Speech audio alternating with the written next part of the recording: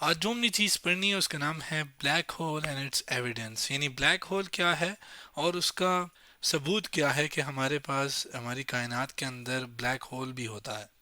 Black hole हम किसे कहते हैं ये बात मैं यहाँ पे लिख के ले आया हूँ कि place in space where gravity so strong that nothing can escape it, not even light. हमारी कायनात के अंदर एक ऐसी जगह या स्पेस कहूँ या हला कहूँ जो ज़मीन से बाहर वाला जो भी कुछ है, तो यहाँ पे मैं स्पेस की जगह यूनिवर्स भी कह सकता हूँ। तो हमारे यूनिवर्स या हमारी कायनात के अंदर एक ऐसी जगह जहाँ पर कशिश बहुत ज़्यादा हो, इतनी ज़्यादा कि वहाँ से लाइट भी ना गुजर सके।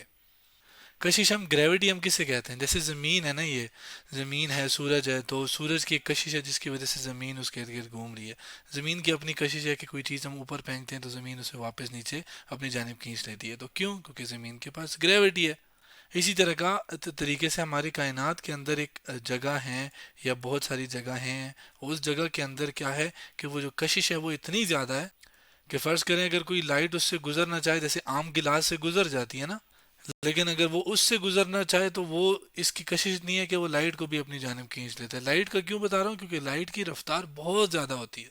और जो ब्लैक होल है इसकी हमारे पास तस्वीर भी खींची गई थी, जो कि first ever picture of black hole है, यानी पहली सबसे पहली तस्वीर जो किसी भी ब्लैक होल की ली गई वो ये है। कैसे ली गई, कैसे हमें पता चला कि ब्लैक होल भी कुछ है, ये आगे हम एक एक करके देखेंगे सब डिटेल से। अब इस तस्वीर के अंदर लोग ये समझते हैं जैसे ये वाली बाहर वाली जो ऑरेंज ऑरेंज रेड रेड नजर आ रहा है ये ब्लैक होल है। असल में नहीं, ये ब्लैक होल नहीं है, बल्कि जो बीच में आपको एक सर्कुलर सा नजर आ रहा है जो कि काला होता है, डार्क होता है, इसको हम ब्लैक होल कहते हैं। ये वो जगह है कि लाइट अगर गुजरना चाहे तो वो गुजर नहीं पाती, ये उसे अपने अंदर कशिश की वजह से अपने अंदर रख लेता है। इस ब्लैक होल का असल में जो नाम है वो है M87 स्टार। M87 star.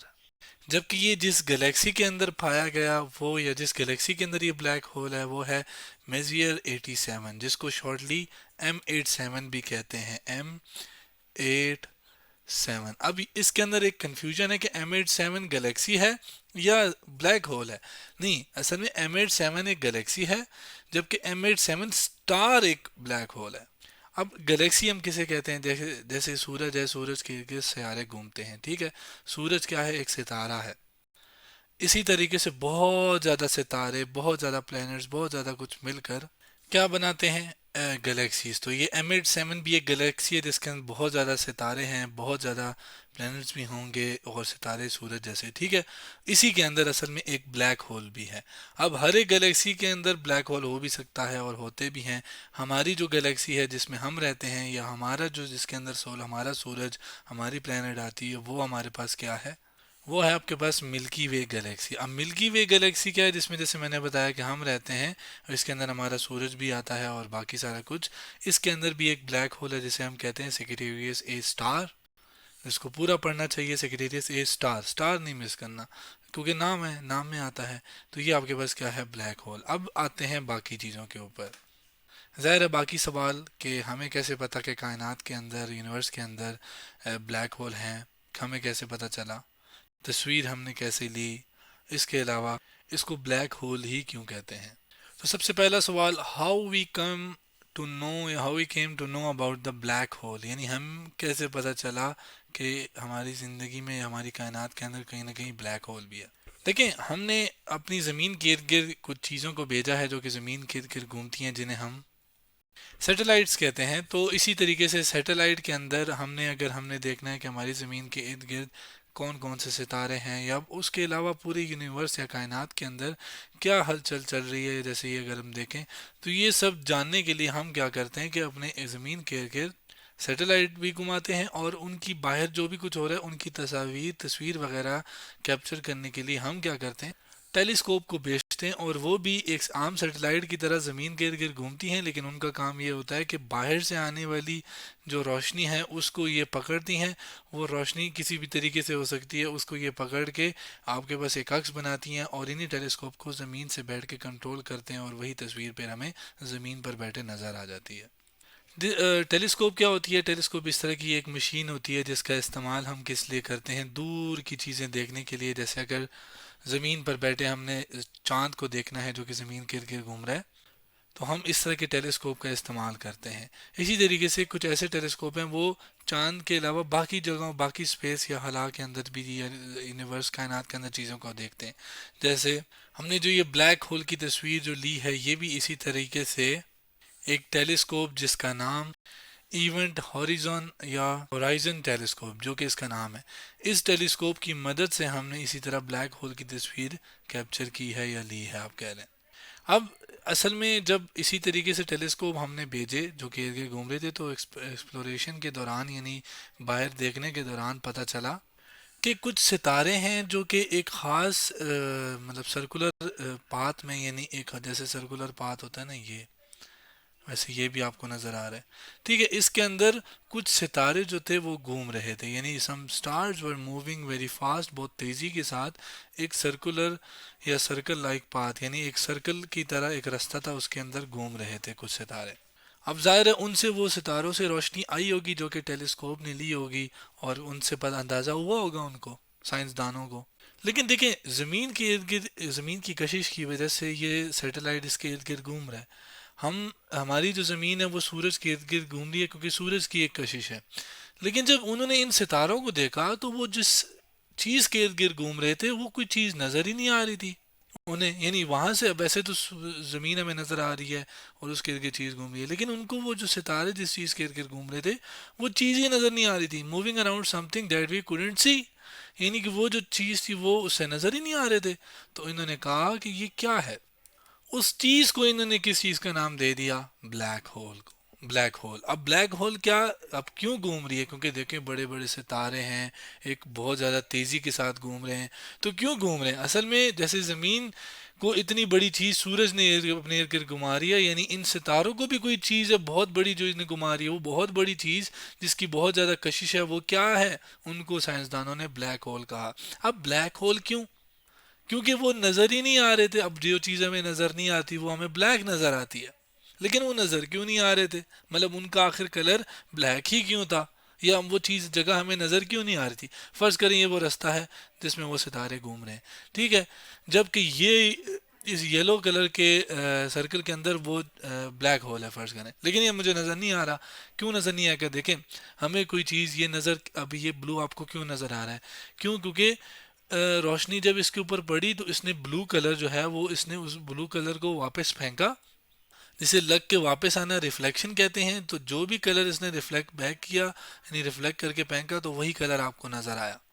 लेकिन ब्लैक होल के केस में क्या है कि रोशनी जब आ रही है उसके अंदर तो वो रोशनी को जाने ही नहीं दे रहा। जब वो रोशनी को जाने नहीं देगा तो हमें ज़मीन पर बैठे या टेलीस्कोप को उससे आने वाली रोशनी नज़र ही नहीं आएगी। क्यों, क्योंकि वो रोशनी ही नहीं रिफ्लेक्ट कर रहा, रोशनी फेंक ही नहीं रहा, रोशनी को खारिज ही नहीं कर रहा। इस वजह से इसका जो कलर है वो ब्लैक, यानी हमें नज़र नहीं आता, क्योंकि वो रोशनी को जाने ही नहीं दे रहा। जो कि शुरू में भी हमने कहा था कि ब्लैक होल क्या है, वो जो रोशनी को भी ना जाने दे। तो जब रोशनी को जाने नहीं देगा तो हमें कैसे नज़र आएगी चीज़। तो इस वजह से हम इसको क्या कहते हैं, ब्लैक होल।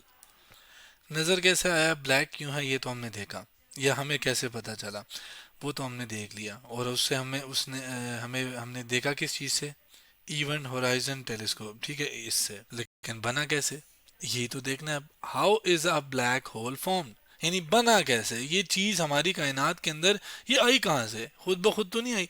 ज़मीन भी कहीं ना कहीं से आई है।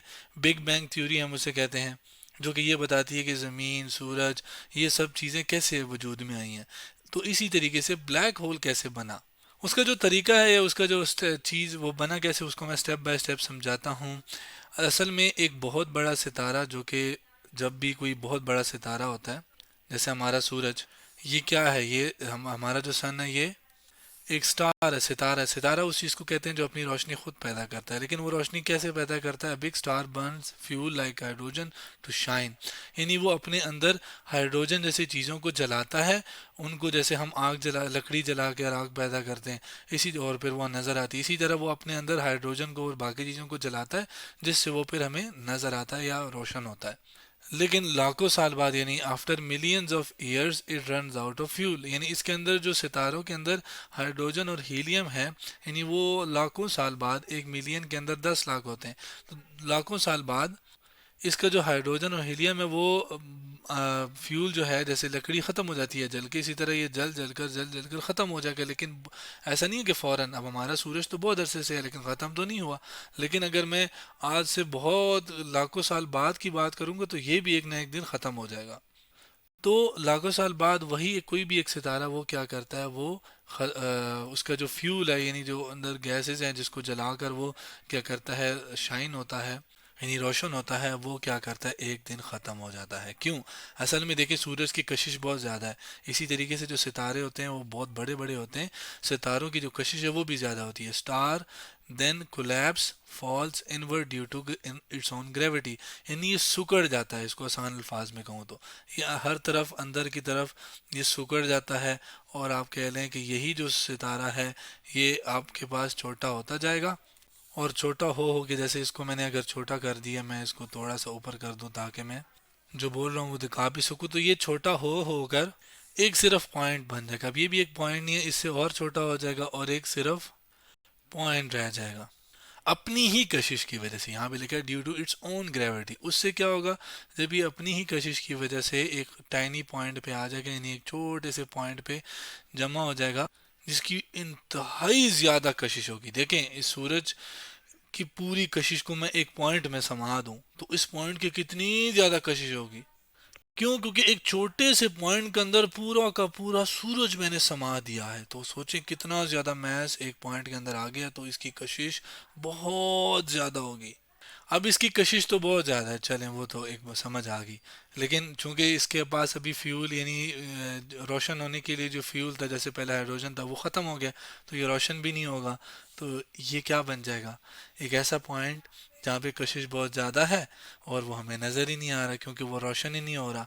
और क्यों? क्योंकि उसके पास अब फ्यूल ही ख़त्म हो गया है। तो इसको हम फिर क्या कहते हैं, ब्लैक होल। तो यूँ आपके पास ब्लैक होल बनता है। तो देखें बनता कैसे है वो भी हमने देखा, उसका सबूत वो भी हमने तस्वीर के जरिए से देख लिया। और हमने टेलीस्कोप लगाकर हमने सितारों को देखा, एक खास जगह के इर्द गिर्द घूम रहे थे, उससे सबूत भी था ना। ऐसा तो नहीं है कि हम बस सोच रहे थे और किताब के ऊपर लिख रहे थे, नहीं ऐसा नहीं है। हमने उसको खुद देखा अपनी आंखों से टेलीस्कोप की मदद का इस्तेमाल करके। अब सवाल है कि ये जो एक आखिरी चीज़, कि ये जो आसपास ये जो ऑरेंज ऑरेंज एक तस्वीर के अंदर हमने देखे थे, ये क्या चीज़ें थी? असल में ये वो गैसेस, वो डस्ट पार्टिकल्स हैं जो कि इस ब्लैक होल के इर्द गिर्द हैं और वो इसके अंदर जा रहे हैं। यानी क्या है, gas dust particle, dust falling into black hole, और वो इसके अंदर गिर रहे हैं। अब होता क्या है कि जब वो इसके अंदर गिर रहे होते हैं और उनका जो टेम्परेचर उस वक्त होता है वो बहुत ज़्यादा हाई होता है, मतलब इतना हाई हाई टेम्परेचर कि जैसे सूरज का जो टेम्परेचर है वो हाई होता है तो हमें ऑरेंज नज़र आता है ना। क्यों? क्योंकि वो सूरज जो है वो ऑरेंज कलर की या रेड कलर की लाइट को इमिट करता है, यानी खारिज करता है। या कोई भी चीज़ हमें ऑरेंज इस वजह से नज़र आती है क्योंकि उसका जो टेम्परेचर है वो बहुत ज़्यादा होता है। तो जिस चीज़ का भी टेम्परेचर ज़्यादा होता है वो ऑरेंज या रेडिश टाइप आपको नज़र आती है। तो होता ये है कि ये भी इसी तरह, ये जो डस्ट पार्टिकल हैं और गैस है, ये भी हमारे पास क्या करते हैं, उसको रोशनी को इमिट करते हैं, खारिज करते हैं, जिसमें कौन सी होती है, एक्स रेज। आम आम रोशनी तो हमें नज़र आती है, कुछ रोशनी ना, कुछ रोशनी हमें नज़र नहीं आती। जैसे हम अपना एक्सरे कराने जाते हैं तो जब हमारा एक्सरे होता है तो हमें जिस चीज़, जो रोशनी हमारे ऊपर फेंकी होती है, जो लाइट हमारे ऊपर फेंकी होती है, हमें नज़र नहीं आती। तो इसी तरीके से ये भी जो इमिट करता है, खारिज करता है, वो एक्स रेज हमें नज़र नहीं आती। लेकिन जो टेलीस्कोप हमने लगाए होते हैं, जैसे कि हमारे इस केस में जो हमने टेलीस्कोप लगाया हुआ था यहाँ पर, जिसने तस्वीर ली ये वाला, जिसको हम क्या कहते हैं, इवेंट होराइजन टेलीस्कोप, वो एक्स रेज को तब्दील करवाता है और तब्दील करवा के हमारे पास क्या करता है कि उसको एक ऐसे उसमें लेकर आ जाता है जो कि हमें आम इंसान को नज़र आ सके। अब जो ये वाला होता है इवेंट होराइजन, ये जिस चीज़, जिस रेस पर या जिस रोशनी में काम करता है वो रेडियो वेव है। ठीक है, वो क्या है, वो रेडियो वेव है। रेडियो, जैसे रेडियो ट्यून करते हैं वो हमें रोशनी नज़र नहीं आती ना, लाइट नज़र नहीं आती, तो इसी तरह ये भी, ये जो है वो रोशनी जो है जिससे अक्सर में दिखाता है वो रेडियो वेव का इस्तेमाल करता है। लेकिन ये जो चीज़ें हैं ये एक्सरे इमिट करती हैं, फिर ये कन्वर्जन होती है, तब्दील करते हैं हम, जिसकी वजह से फिर एक आम इंसान को नज़र आ जाती है वो चीज़। तो ये सारा काम असल में टेलीस्कोप का होता है, जिसकी डिटेल में तो मैं मज़ीद नहीं जाऊँगा। तो ये हमारे पास सब कुछ था किसके बारे में, ब्लैक होल के बारे में। क्या मतलब आज हमने क्या किया, black hole and it's evidence के बारे में पढ़ा।